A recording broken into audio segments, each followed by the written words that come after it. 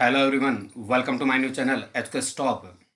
Through this platform मैं आपको CBSE and RBSE board class 11th and 12th की chemistry की प्रिपरेशन करवाता हूँ। इसके रिगार्डिंग मैंने आपको यूनिट 1 सॉलिड स्टेट पढ़ा रहा था, जिसमें लेक्चर 1, 2, 3, 4, 5, 6 और हो गए थे, और आज मैं आपको लेक्चर 7 पढ़ाने वाला हूँ। It's okay. लेक्चर 7 भी एक इम्पोर्टेंट लेक्चर है। इसको अपन कैसे करेंगे आगे उसको समझो एक बार आप। कॉर्नर में एक हेडिंग डली हुई है, density of a unit cell. ठीक है, इसी को अपन क्लियर करेंगे। एक यूनिट सेल की अपन डेंसिटी कैसे फाइंड आउट कर सकते हैं इसको समझेंगे। बहुत ही आसान सा टॉपिक है, थोड़ा सा आपको पेशेंस रखना पड़ेगा इस चीज़ को सीखने के लिए। थोड़ा ध्यान दें, कुछ बातों को सुने आप। जैसे ये एक यूनिट सेल है, सिंगल 5 मिनट के अंदर मैं इस टॉपिक की बैकबोन को तोड़ दूंगा। सिर्फ 5 मिनट चाहिए मुझे, उसके बाद में मैं 10 मिनट तक आपको लिखाऊंगा और 15 मिनट में टॉपिक पूरा हो जाएगा। आफ्टर 15 मिनट कुछ क्वेश्चंस करेंगे अपन। यस, यहाँ हेडिंग तो लिख लेते हैं अपन। 7 नंबर का लेक्चर है ये, density of a unit cell. Density of a unit cell. Suppose that ये आपका यूनिट सेल तैयार हो गई है, ये आपकी यूनिट सेल है सब। इस यूनिट सेल की अपन को डेंसिटी निकालनी है। कुछ बातें सीखना अच्छे से, इसकी अपन को डी फाइंड आउट करना है। पूरी दुनिया जानती है और आप लोग भी। Density D is equal to M by B होती है। ये मास है और ये वाला वॉल्यूम है। यानी अगर अपन यूनिट सेल के मास के अंदर यूनिट सेल के वॉल्यूम का डिवाइड कर दें तो अपन को क्या मिल जाएगी, यूनिट सेल की डेंसिटी मिल जाएगी। सपोज दैट यूनिट सेल का मास कैसे निकालेंगे। ठीक, देखो वॉल्यूम तो कैसे आएगा इसको भी समझ लो आप। ये यूनिट सेल का एज लेंथ है, ये यूनिट सेल की एज लेंथ है, और एज लेंथ का क्यूब क्या होता है, इसका वॉल्यूम होता है।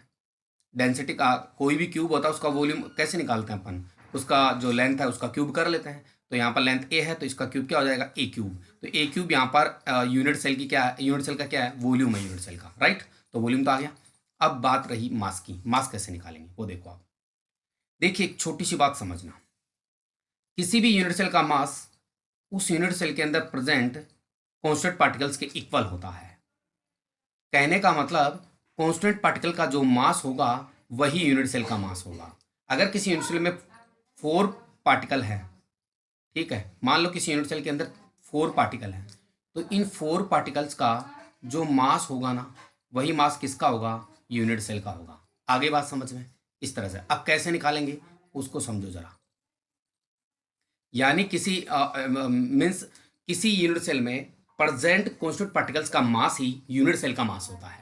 तो कहने का मीनिंग यही है कि अपन को अगर कांस्टेंट पार्टिकल्स का मास पता लग जाए कि कांस्टेंट पार्टिकल्स का मास सी ये है, तो अपन यूनिट सेल का मास कंसिडर कर लेंगे, फाइंड आउट कर लेंगे। जरा समझो, एक छोटी सी बात सीखना। जो एन ए नंबर है, एवोगैड्रो नंबर है, इसका जो मास एवोगैड्रो नंबर में जो मास होता है वो मोलर मास, एवोगैड्रो नंबर में मोलर मास के इक्वल मास होता है। अगर एवोगैड्रो नंबर में मोलर मास के इक्वल मास होता है तो ए, अगर एन ए नंबर का मास मोलर मास के इक्वल होता है, तो एक पार्टिकल का एन ए नंबर में पार्टिकल कितने होते हैं, 6.023 इंटू 10⁻23। मेरी बात ध्यान से देना, देखना एक बार, समझना मेरी बात।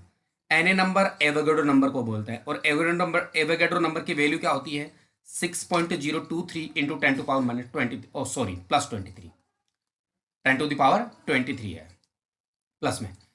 तो एवोगैड्रो नंबर में मोलर मास के इक्वल मास होता है। तो एक इतने पार्टिकल के अंदर, मतलब इतने पार्टिकल के अंदर मास 6.023 इंटू 10⁻23 का मास कितना है, इतना मोलर मास के इक्वल।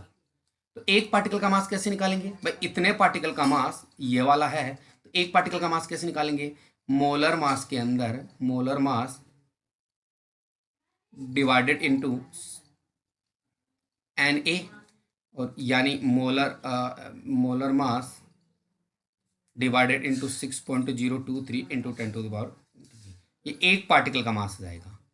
अब एक पार्टिकल का मास आ गया तो कोई दिक्कत ही नहीं है, एक पार्टिकल का मास आ गया। अगर मान लो किसी यूनिट सेल के अंदर 2 पार्टिकल है तो इस मास को मल्टीप्लाई कर देंगे 2 से। मान लो किसी यूनिट सेल में 3 पार्टिकल है तो इस मास को अपन किससे कर देंगे, 3 से मल्टीप्लाई कर देंगे, इस मास को 3 से मल्टीप्लाई कर देंगे। और किसी यूनिट सेल में अगर 4 पार्टिकल है तो इस मास को अपन 4 से मल्टीप्लाई कर देंगे, तो अपने पास क्या आ जाएगा, टोटल मास आ जाएगा। और टोटल मास क्या होता है, यूनिट सेल का मास होता है, राइट। अपन को एक पार्टिकल का मास पता होना चाहिए। देखो अपन इसको करके देखते हैं एक बार, सब चीज़ें आपको क्लियर होने वाली हैं।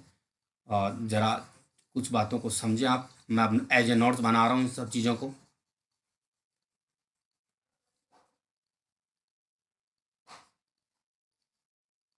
ज़रा समझें।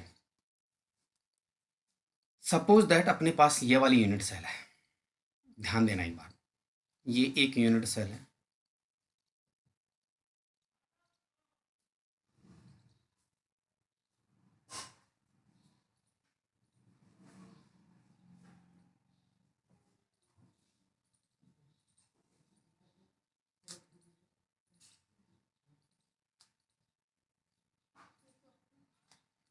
ठीक है, इस ये यूनिट सेल है एक,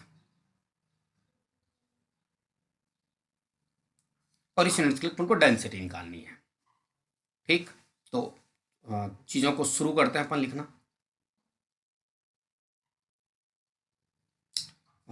फर्स्ट चीज डेंसिटी ऑफ यूनिट सेल, पहले फॉर्मूला लिखते हैं। Density of unit cell, formula क्या होगा, मास ऑफ यूनिट सेल तो ऊपर आ जाएगा,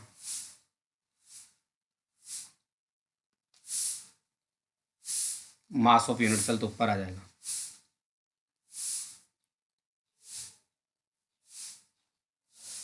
और वॉल्यूम ऑफ यूनिट सेल नीचे आ जाएगा। मास ऑफ यूनिट सेल ऊपर और वॉल्यूम ऑफ यूनिट सेल नीचे।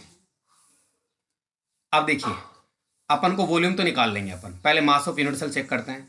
एक बार मास ऑफ यूनिट सेल निकाल लेते हैं, फिर एक बार वॉल्यूम ऑफ यूनिट सेल निकाल लेते हैं, दोनों को डिवाइड कर देंगे, अपने पास डेंसिटी आ जाएगी, राइट ना। चलिए शुरू करते हैं अपन चीज़ों को। ठीक है, चलिए चीज़ों को शुरू करते हैं अपन।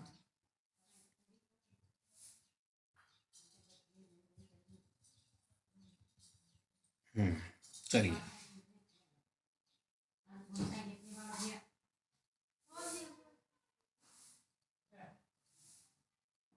मास of unit cell, number of particle in unit cell,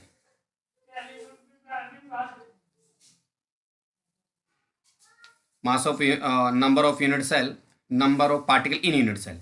एक यूनिट सेल में कितने पार्टिकल होते हैं उनको चेक करेंगे, और mass of one particle, mass of one particle, एक पार्टिकल का मास को यहाँ रखेंगे। अब मास ऑफ पार्टिकल के लिए मैं देखो एक यहाँ पर बना रहा हूँ, साइड के अंदर लिख देता हूँ। जो एन ए जो पार्टिकल हैं उनका मास होता है capital M, molar mass M मान लिया। एक पार्टिकल का मास कितना होगा, एम बाई एन ए। इस चीज़ को आप लिखेंगे, ध्यान रखना। ये रफ के अंदर है, एक साइड में लिख दिया मैंने, आप भी कॉपी के अंदर ऊपर की तरफ लिख देना इनको। जैसे अपने कॉपी इस तरह से आती है ना, इधर अपन नोट्स लिखते हैं तो यहाँ लिख देना इस चीज़ को कि एन ए पार्टिकल का मास मोलर मास के इक्वल कैपिटल एम के इक्वल, तो एक पार्टिकल का मास एम बाई एन ए हो जाएगा, राइट। इस तरह से इस बात का आप ध्यान रखेंगे। तो मैं यहाँ लिख रहा हूँ, नंबर ऑफ पार्टिकल को अपन जेड मान लेते हैं। एक जो यूनिट सेल है उसके अंदर 2 पार्टिकल भी हो सकते हैं, 4 भी हो सकते हैं, 5 भी, 6 भी, कितने जो भी है जेड मान लेते हैं। और एक पार्टिकल के मास को अपन लिख रहे हैं M by N A, right. ये तो हो गया अपना मास ऑफ यूनिट सेल, ये यूनिट सेल का मास है कंप्लीट। अब इसके बाद में वॉल्यूम ऑफ यूनिट सेल लिख लेते हैं अपन।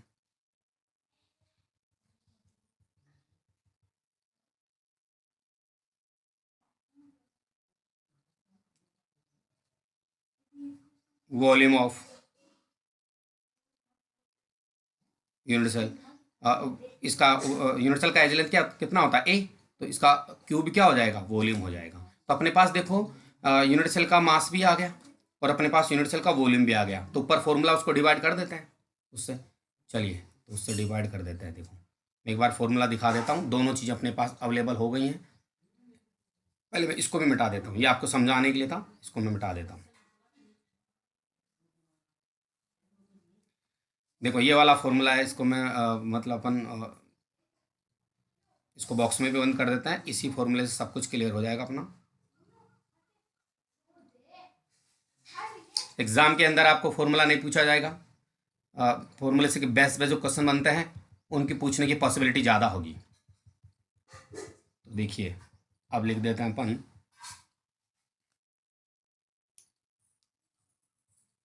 चलिए इसलिए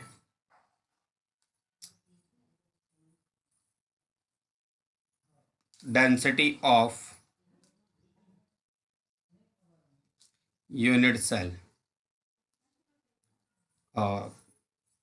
यूनिट सेल तो ऊपर तो मास आएगा, तो मास कितना है Z into M by N A, ये तो मास आ गया। और वॉल्यूम कितना है ई क्यू। फॉर्मूले को सिंप्लीफाई कर रहा हूँ मैं, D is equal to Z into M तो ऊपर हो जाएगा और ए क्यूब और एन ए नीचे रह जाएगा, मतलब सिंप्लीफाई कर दिया है फॉर्मूले को। फॉर्मूला सिंप्लीफाई हो गया है, जरा समझे बात को। ये वाला फॉर्मूला इम्पोर्टेंट फॉर्मूला है, इसको आप अच्छे से मगअप कर लें, इसके बेस पे क्वेश्चंस बनने वाले हैं। तो देखिए ये तो आपने डेंसिटी निकाला यूनिट सेल की, उम्मीद करता हूँ सब बातें आई होगी। आपने किया क्या, एक फॉर्मूला लगाया D is equal to M by B, इसमें से यूनिट सेल का आपने एम निकाल लिया, यूनिट सेल का वी निकाल लिया, दोनों को डिवाइड कर दिया और फॉर्मूला बना लिया, बस कोई विशेष काम नहीं किया आपने। ठीक है, अब इसके बेस पे कुछ क्वेश्चन बनते हैं, उनको अपन करने वाले हैं।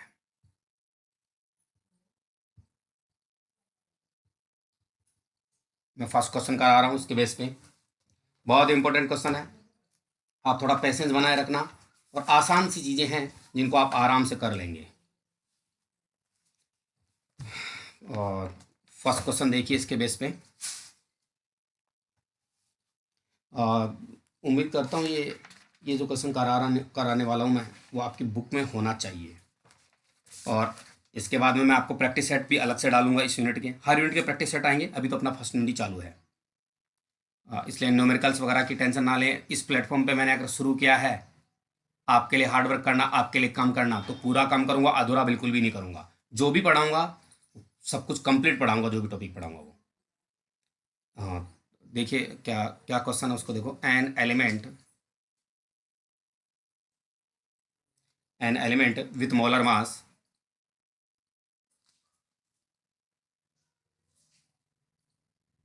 with molar mass 2.7 into 10 to power minus 2 kg per mole forms a cubic forms a cubic unit cell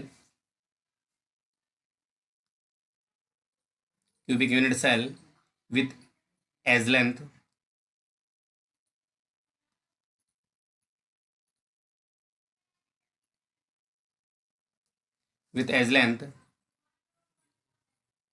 थोड़ा राइटिंग मेरा ख़राब है इसलिए आप माइंड मत करना इस चीज़ को। पिकोमीटर if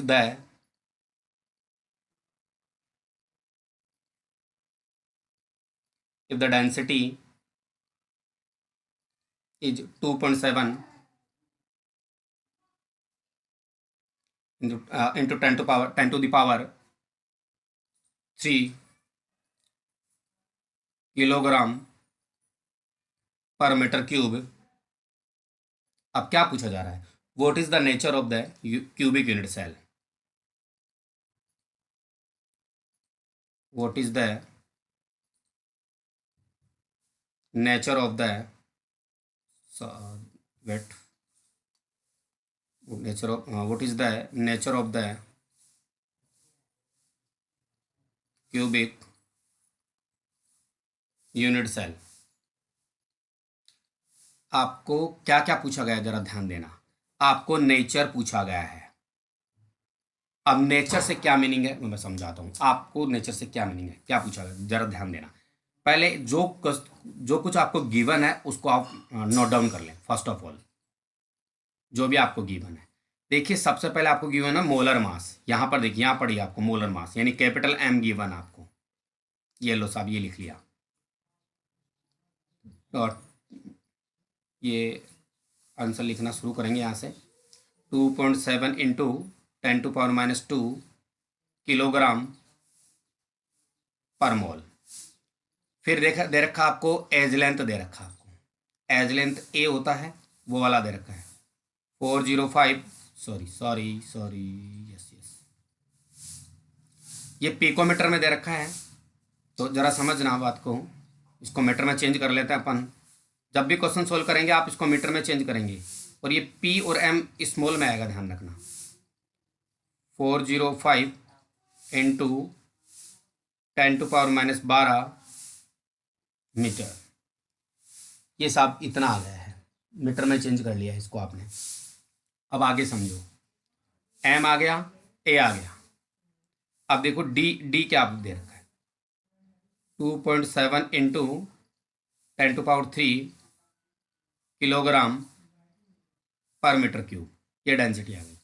अब देखो क्वेश्चन के अंदर, और एन ए अपने पास गिवन होता है पहले से ही। एन ए तो फिक्स्ड वैल्यू है 6.023 इंटू 10⁻23 पर मोल। ध्यान रखना पर मोल, एक मोल के अंदर इतने पार्टिकल होते हैं, ठीक। और एक मोल में जो मास होता है उसको मोलर मास बोलते हैं, ठीक है। अब बचा क्या, अगर अपन फॉर्मूले को चेक करें, अपना फॉर्मूला इस तरह का होता है, देखो जेड इंटू एम। अब बार बार लिखेंगे ना फॉर्मूला को तो आपको लर्न हो जाएगा। ये ए क्यूब एन ए, देखो एम अपने पास है, ए अपने पास है, एन ए अपने पास है, डी अपने पास है, बचा क्या, जेड। यानी अपन को जब भी नेचर पूछा जाए तो अपन को क्या फाइंड आउट करना है, जेड फाइंड आउट करना है। अब आप सोच रहे हैं कि सर जेड से नेचर कैसे, उसको भी समझ लो एक बार। आप समझो, अगर मान लो किसी यूनिट सेल के लिए Z Z is equal to 1 आ जाता है, इसका मतलब वो यूनिट सेल कैसी है, एसएससी। और इससे नेचर कैसे पता चला कि एसएससी के अंदर पार्टिकल सिर्फ कॉर्नर्स पे होते हैं, right.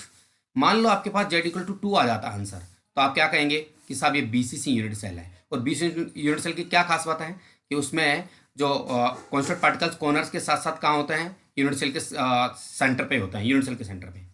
Z is equal to 4 आ जाता है तो आप क्या कहेंगे, एफसीसी यूनिट सेल है। और एफसीसी यूनिट सेल में कॉन्स्टेंट पार्टिकल कॉर्नर्स के साथ साथ फेस के सेंटर पे भी आता है। तो आप नेचर जान जाएंगे ना उसका कॉन्स्टेंट पार्टिकल से। पर 2 आएगा तो कॉर्नर्स पे, 1 आएगा तो कॉर्नर्स पे एसएससी यूनिट सेल होगी, 2 आएगा तो बीसीसी यूनिट सेल होगी, और कॉन्स्टेंट पार्टिकल कॉर्नर्स के साथ बॉडी के सेंटर पे भी होंगे, यूनिट सेल की बॉडी के सेंटर पे। और जेड इज इक्वल टू 4 आ जाएगा तो आप कहेंगे एफसीसी यूनिट सेल है, और जो कॉन्स्टेंट पार्टिकल्स हैं कॉर्नर्स के साथ साथ फेस के सेंटर पे भी आएंगे। तो आप नेचर जान जाएंगे ना, तो इस तरह से अपन को जेड फाइंड आउट करना है, राइट। चलिए फाइंड आउट करते हैं जेड। चीज़ों को समझे, बहुत आसान चीज़ें हैं, आप इनको ईजियो में कर लेंगे। आप बस बने रहें, 10 मिनट के अंदर मैं आपको 2 क्वेश्चन कराने वाला हूँ। एक तो ये हो ही रहा है जिसको अपन 2-3 मिनट में खत्म कर देंगे, एक क्वेश्चन और करेंगे उसके बाद, right. Yes, do good, have good. जरा समझें, मैं फॉर्मूला अप्लाई करता हूँ।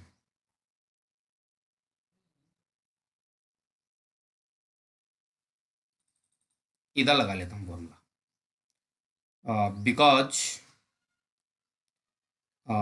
D is equal to Z into M upon A cube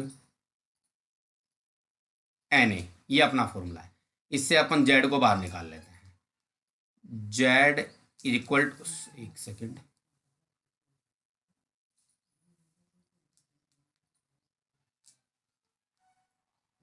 Z is equal to क्या करना है, देखो डी को, ए क्यूब को और एन ए को एक तरफ ले जाओ, और नीचे बच गया केवल एम।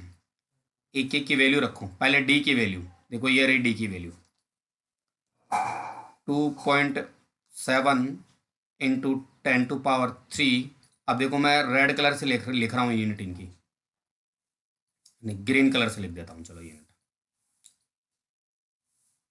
केजी पर मीटर क्यूब। इसके बाद में आता है ए की वैल्यू। देखिए साहब, ए की वैल्यू क्या रहेगी, चीज़ों को अच्छे से देखना। थोड़ा ये आ नहीं पाएगा, मैं इसको बैक लेता हूँ, थोड़ा सा साइड में लेता हूँ।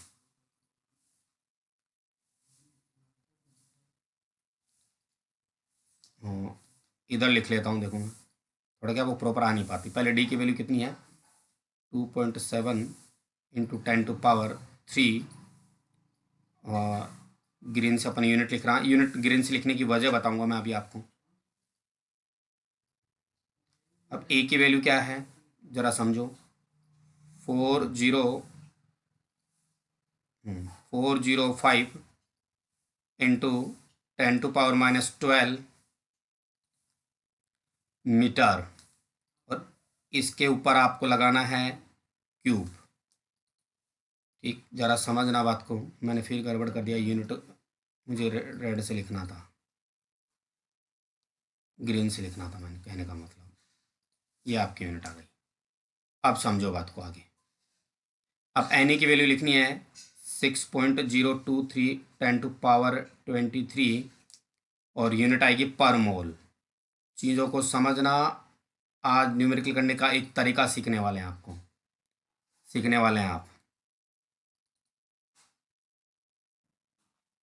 वापस से देखना, ये पर मोल थोड़ा सा लिखने में, पर मोल देखिए आप,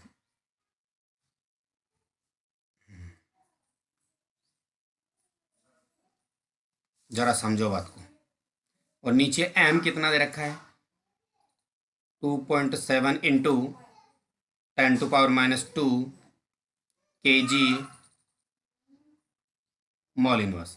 देखिए सबसे पहले अपन को यूनिट काटनी है, केजी से केजी गया, मॉल इनवर्स से मॉल इनवर्स गया, क्योंकि ऊपर जाएगा तो प्लस में हो जाएगा ना एक। और देखिए यहाँ पर मीटर क्यूब है, और यहाँ पर मीटर क्यूब है, तो अगर इसको अपन सोल्व करेंगे तो ये तीनों इससे कैंसिल आउट हो जाएंगे ना, इस तरह से। तो कोई यूनिट कुछ नहीं बचा, और सबको पता है पार्टिकल्स के आगे कोई यूनिट आएगी। जैसे Z Z is equal to 1 आ जाए तो 1 के आगे कोई यूनिट थोड़ी आएगी, 1 तो 1 ही रहेगा क्योंकि वो एक नंबर है, इसलिए यूनिट कुछ नहीं बचा। इसका मतलब अपन काम सही कर रहे हैं। अगर कोई ना कोई यूनिट बच जाती तो जैसे मतलब जेड इज इक्वल टू 1 और फिर आगे आ जाता मीटर क्यूब, तो नंबर के आगे मीटर क्यूब कैसे आ सकता है, नहीं आ सकता ना। तो अपन को इस चीज़ का पता चल जाएगा कि कोई यूनिट गलत तो नहीं लिखी है, इस तरह से। तो देखिए अपन को यूनिट काटने से ये पता चल गया। अब देखो चीज़ें और सिंप्लीफाई करते हैं अपन,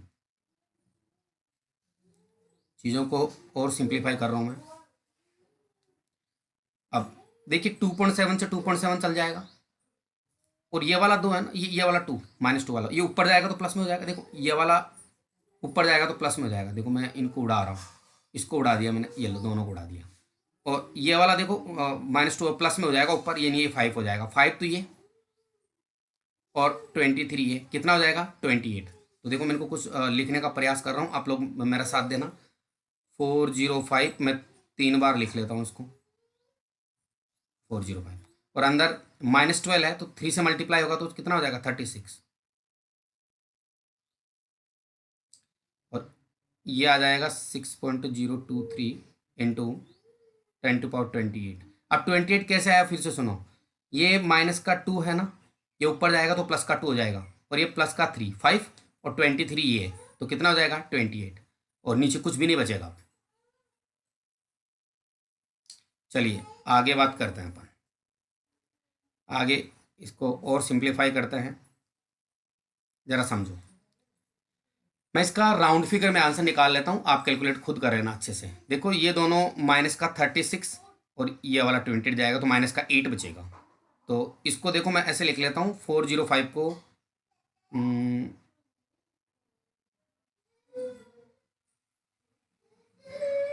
ज़रा समझना एक बार, ये -10⁸ बचेगा क्या, इसके अंदर इसको माइनस हटाएंगे, बैलेंस करेंगे इससे, तो -10⁻8 बचेगा। तो अपन ये 2 पॉइंट लगा करके मैं इसको इस तरह से लिख देता हूँ, इसको 2 पॉइंट लगा के मैं इस तरह से लिख देता हूँ, और इसको 2 पॉइंट लगा के मैं इस तरह से लिख देता हूँ, और इसको मैं 0.23 लिख देता हूँ। ठीक है। अब इसको देखो अपन, ये भी बैलेंस हो गया, अपना बैलेंस हो गया ना, ये मतलब 10⁻⁸ अपन दो दो पॉइंट यहाँ लगा दिए अपन ने। इसको एक मिनट, एक सेकंड, दो पॉइंट यहाँ लगा दिया, दो पॉइंट यहाँ लगा दिए, दो पॉइंट यहाँ लगा दिए, तो सब कुछ बैलेंस हो गया। अब इसको मैं हटा रहा हूँ एक बार।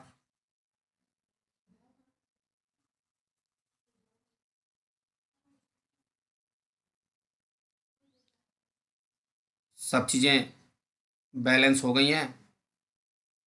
अब आगे समझेंगे आप चीज़ों को। अब इनको सबको मल्टीप्लाई करते हैं, देखो 4 6, एक बार ऐसा करते हैं 0.05 0.0 देखो नेगलेक्ट कर देते हैं अपन, और पॉइंट के बाद ये 0 2 3 है ना, इसको भी नेगलेक्ट कर देते हैं। तो देखो क्या क्या चीज़ें नेगलेक्ट कर रहे हैं अपन, 0.05 0.05 0.05 को नेगलेक्ट कर देते हैं। ये मेरा काम नहीं है, ये केमिस्ट्री यहाँ पर खत्म हो गई है, तो एक कैलकुलेशन है जो आपको आपको मतलब आप में कैपेसिटी होनी चाहिए इतनी कैलकुलेशन सोल्व करने की। यहाँ पर केमिस्ट्री खत्म हो गई, केमिस्ट्री यहीं पे खत्म हो गई थी, ध्यान रखना इसी पॉइंट पे। अभी तो मैं कैलकुलेशन बता रहा हूँ, जो मैथमेटिक्स का वो पार्ट है ये।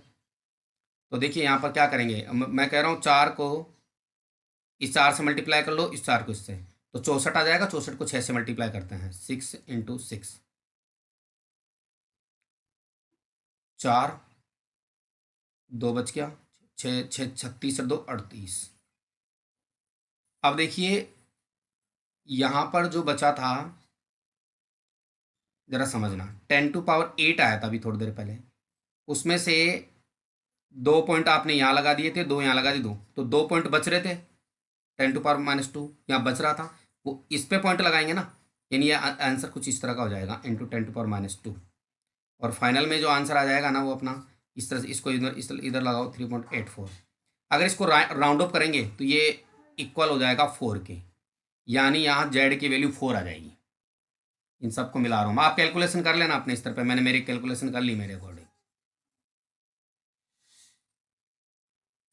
आप अपने अकॉर्डिंग इस कैलकुलेशन को करना, आंसर वही आएगा जो आप चाहते हो और जो आना चाहिए। चलिए मैं इसको आगे बताता हूँ आपको।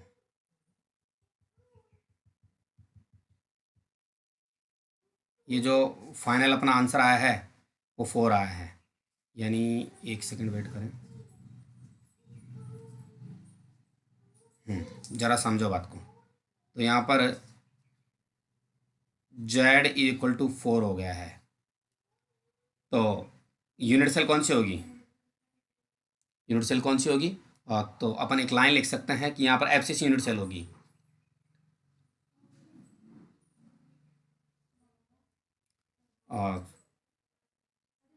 सो since the unit cell contains 4 atoms या particle, that's why we can say that it is face centered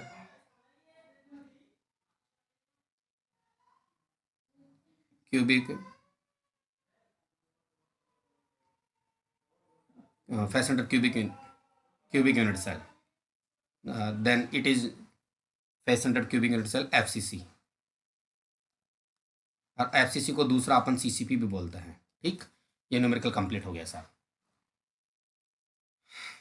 जरा समझना, एक न्यूमेरिकल और कराना चाहता हूँ मैं आपको।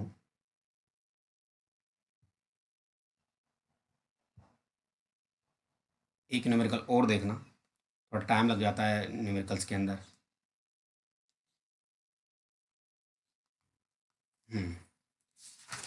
एक न्यूमेरिकल और है, छोटा सा न्यूमेरिकल है। Silver crystallizes in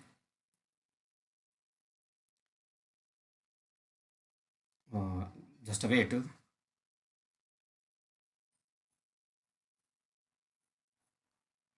silver crystallizes in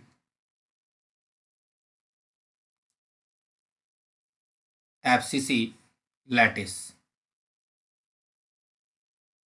FCC lattice में क्रिस्टलाइज हो रहा है silver, if edge length of the cell, if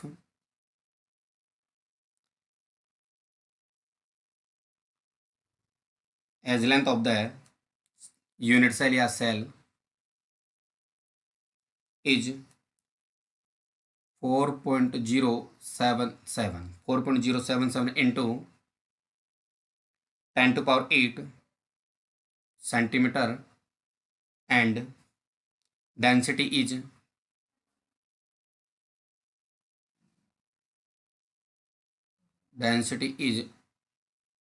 10.5 gram per centimeter cube. Calculate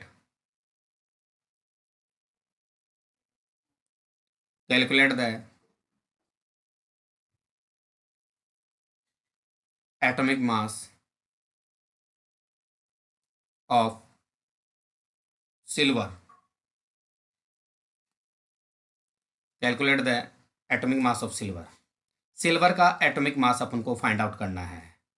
अब चीज़ें क्या क्या दे रखी है पहले उनको कर लेते हैं अपन. क्या क्या चीज़ें देखो आपको दे रखी है, जो गिवन है उसको पहले नोट डाउन करेंगे. एफसीसी क्रिस्टलेटिस में है तो पूरी दुनिया जानती है Z = 4 होगा, क्योंकि एफसीसी में Z की वैल्यू 4 होती है.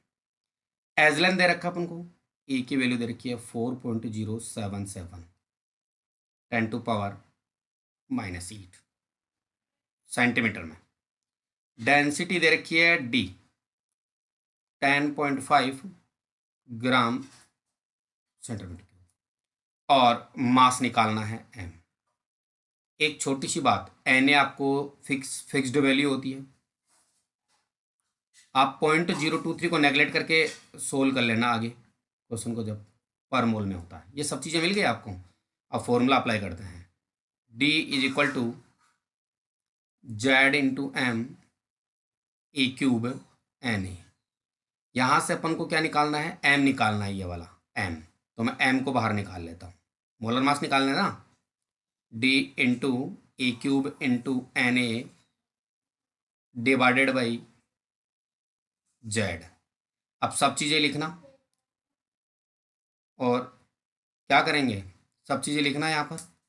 और यूनिट, पहले यूनिट सेल यूनिट्स को काटना, इन यूनिट्स को कट करना, फिर आंसर फाइंड आउट करना. ठीक है. आपका जो फाइनल आंसर आएगा वो मैं बता देता हूँ क्या आएगा आंसर.